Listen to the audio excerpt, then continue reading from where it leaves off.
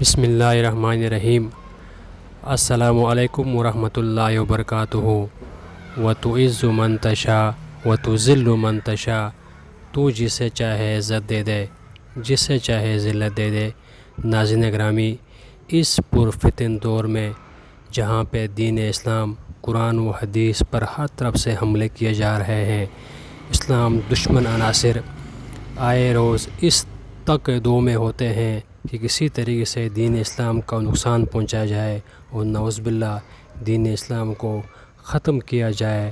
لیکن جب تک علماء اور مشائخ زندہ اور تابندہ ہیں، وہ دین اسلام، قرآن و حدیث پہ کوئی آنچ نہیں آنے دیں گے، چاہے وہ علماء و مشائخ مساجد میں ہوں، مدارس میں ہوں یا اسمبلی ہال میں ہوں، وہ ہر حال میں دین اسلام کا بول بالا کریں گے۔ ناظرین گرامی، جمعیت علماء اسلام کے صدر مولانا فضل الرحمان صاحب نے ایک بیان میں تقریر کرتے ہوئے کہا ہے کہ اگر آپ نے قادیانیت کو دین اسلام کا درجہ دیا تو سب سے پہلے ہمارے لاشوں سے گزرنا ہوگا، ہم ایسا ہرگز نہیں ہونے دیں گے۔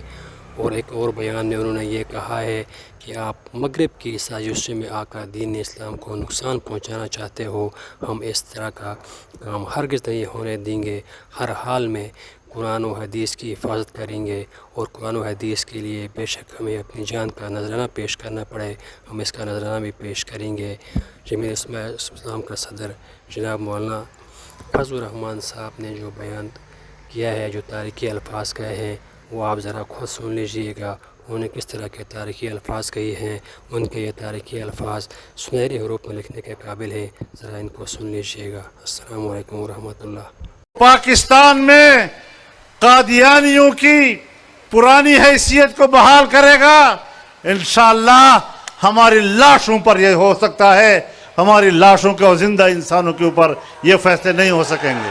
تم نے امریکہ سے عہد و پیمان کیا کہ تم قرآن و حدیث کے علوم کا خاتمہ کرو گے، ان کے مدارس کا خاتمہ کرو گے۔